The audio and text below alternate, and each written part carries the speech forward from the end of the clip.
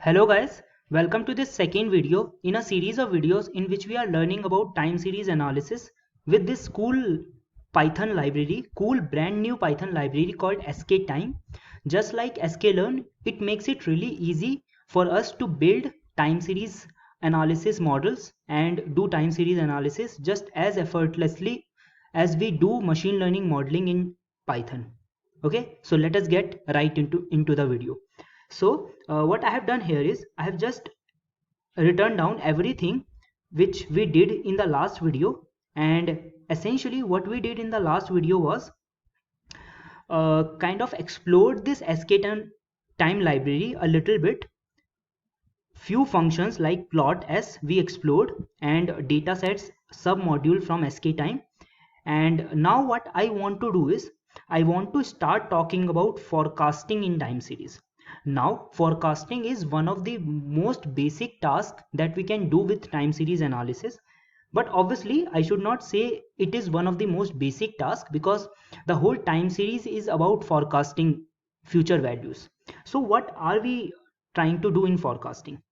In forecasting, we have a bunch of values. We would like to make a model which will forecast the future values. So consider for example this data, airline data, which is a data for number of flights taken in each month from 1960 to 1980. Now this data set is all the way till 1980. Now what about after that? We as a statistician and as a machine learning practitioner, we would like to somehow know that what would be the expected number or forecasted number of flights that will be taken after those months, like after the data has been generated. Okay, so we might be having a data for 12 months. We might be interested in predicting what will be the next month's number of flights. So in those cases we use time series forecasting. And what is the difference between forecasting and prediction? Because oftentimes I feel people get confused when they come from machine learning background to the time series and they hear the terminology called forecasting. And in fact forecasting is not very different from prediction. Forecasting is just a fancy way of saying time series prediction. Okay, essentially we are trying to predict future values in time. So that is what we mean by forecasting. Okay, so in this video I will try to explore this skTimes submodule called forecasting, and there are actually hundred of models that are provided in this particular library, but in this video I am going to explore one of the most basic models. And after exploring this model, what you will be able to do is you will be able to understand the structure of model building in skTime, and also you will be able to you will be able to see the similarity between the model building in skTime and sklearn. So let's get right into the video. So how can I build forecasting models with skTime? So what I need to do is, first of all I need to import the type of model that I want to build. Since I have not talked about any theory behind any model, which I am going to do from the next set of videos, right now what I want to do is I want to use very simple model. And what do we say a very what do we call a very simple model? We call a very simple model as a naive model. So there is a class in skTime library called naive forecaster. So what we are going to do is we are going to say skTime. So let me first of all run these cells.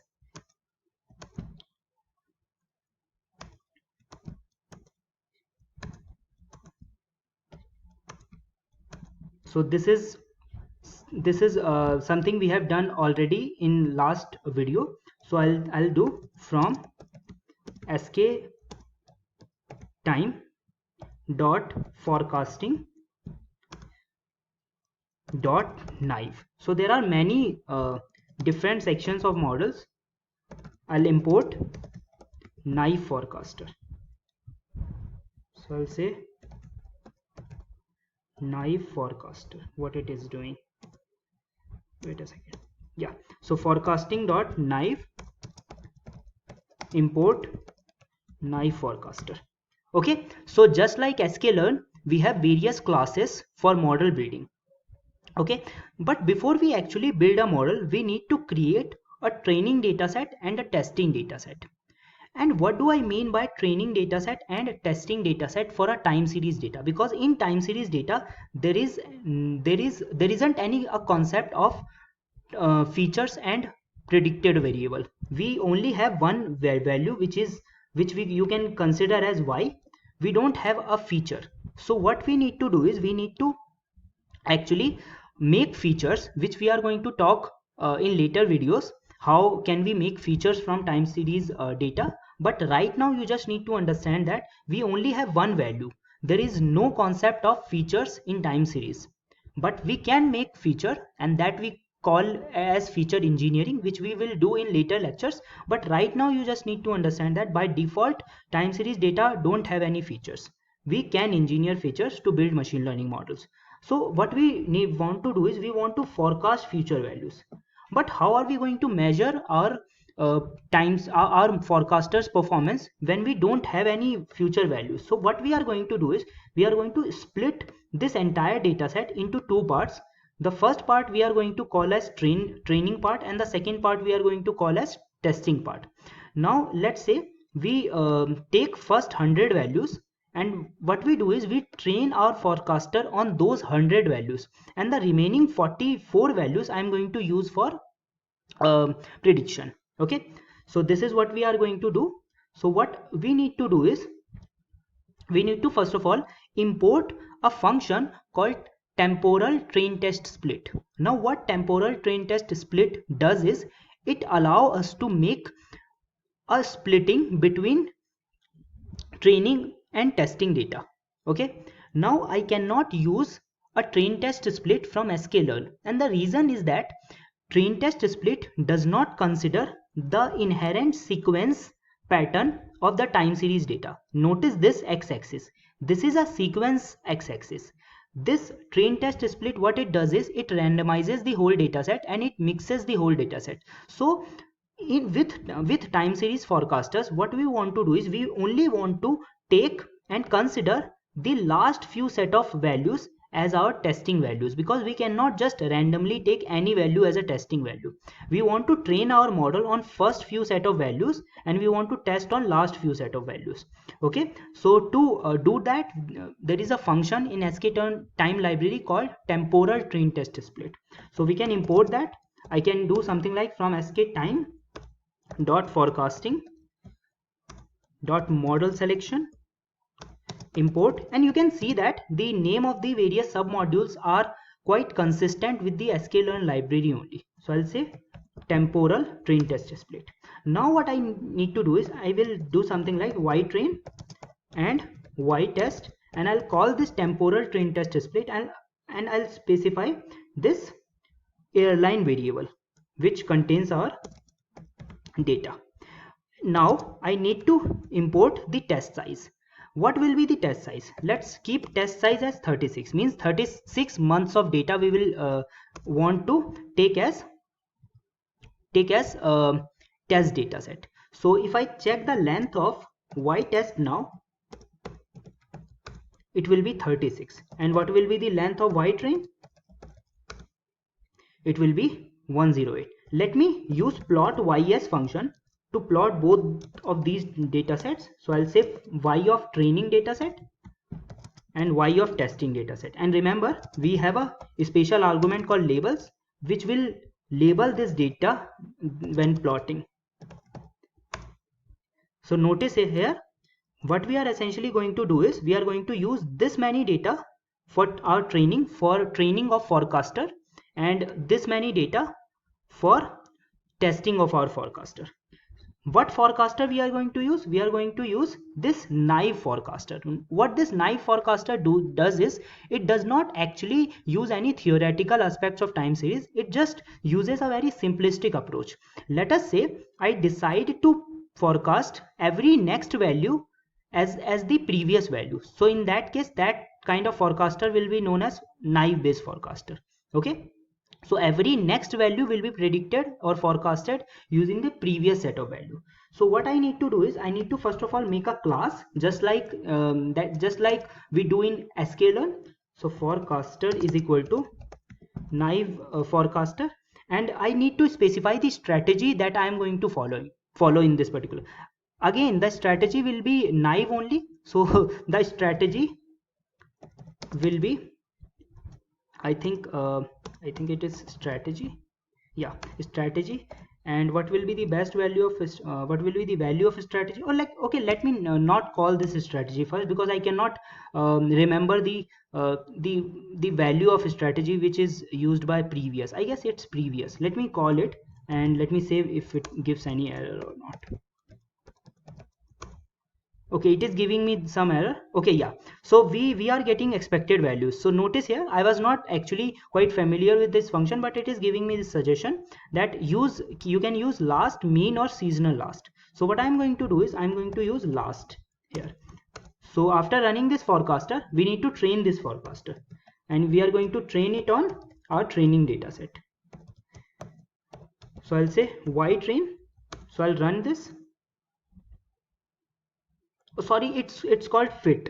It called fit. Okay, sorry, because actually unlike machine learning, in time series forecasting we don't have a concept of training. We are actually fitting our model. This is a model. This is a hardcore mathematical and statistical model that we are using. We don't have a concept of training. We are contrasting it with training, but essentially in fitting we are not actually training as per. But we will be looking at some about some training methodologies also in later videos. Okay, so right now we are fitting the model. So let me hit enter. So I've just fitted the forecaster. So let me run this cell again. Okay, yeah. So now what I can do is I can predict some values from my forecaster. So I'll say y prediction forecaster dot predict, and from this predict I can pass y test. So if I hit enter, it is going to throw some error, and the error is I did not specify the FH, and FH stands for forecaster horizon. Horizon means after. So okay, I'll tell you, when I use this particular data set for training, I want this particular model to predict next some set of values. But how many set of values? That I need to specify in forecasting horizon. And in fact, I cannot use y-test here, because y-test are true values that I am going to use it for comparison purpose. So I'll say forecasting horizon will be, let us say I want to predict next 3 values. Okay, so if I hit enter, so now I will have a y prediction. So I'll say y prediction. Okay, so next 3 values which are predicted as 336, 336 and 336. Okay, and in this manner I can also predict much larger values. So for that, what I can do is I can say something like np dot arrange, but we did not import numpy. So let me import it really quick. So I'll say import numpy as np, and after that what we can do is we can make a variable called np.arrange, and I'm going to start it from 1 to all the way to the length of y-test. Okay, plus 1, because it is only going to take the less index than this particular thing. Okay, so now after that I will call it FH, forecasting horizon. So next 36 values I want to predict. So this is a list of values from 1 to 36, and I'm going to pass it in forecasting horizon. So I can print, sorry. So I can print ypred. So I have these very naive predictor. So what I'm going to do now is I can plot this ypred with this plot ys. So what I can do is I can use plot ys. I'll say y train, I'll say y test, but it is going to throw error because ypred is essentially does not has any index associated with it. Let me first of all show you that it is going to throw some error, and after setting the label we can run this labels. So I'll say train test prediction. Okay, and in fact it did not throw any error, because why? but I did not convert it into the series. I don't know how is it working, but still. So this is our knife forecaster. Now notice here, knife forecaster is obviously worse, because what it does is it just takes the previous value, and what was the last value? Last value was this. Now it is predicting next value as the last value, now next value as the last value, and that last value has been predicted by the last value, its previous value. So in this way, all the next 36 values have been predicted as this value, which is 336. Okay, so I hope you are able to understand the model building procedure, or forecasting model building procedure in SKTime. So I'll stop the video right here, and from the next set of videos I'll start talking about some of the theoretical aspects of more advanced models in SKTime. So thank you so much for watching the video. Please consider subscribing to the channel if you like the type of content that I upload, and also I will be uploading the video quite quickly, so you will not want to miss any notification if you are really into these SKTime video. So I hope you have liked the video, liked the channel. So please consider subscribing to the channel if you think so, if you think that this work is really great. Okay, and consider giving it a thumbs up. It will really motivate me to work harder and create more such engaging and great content. Thank you so much for watching the video. Have a nice day.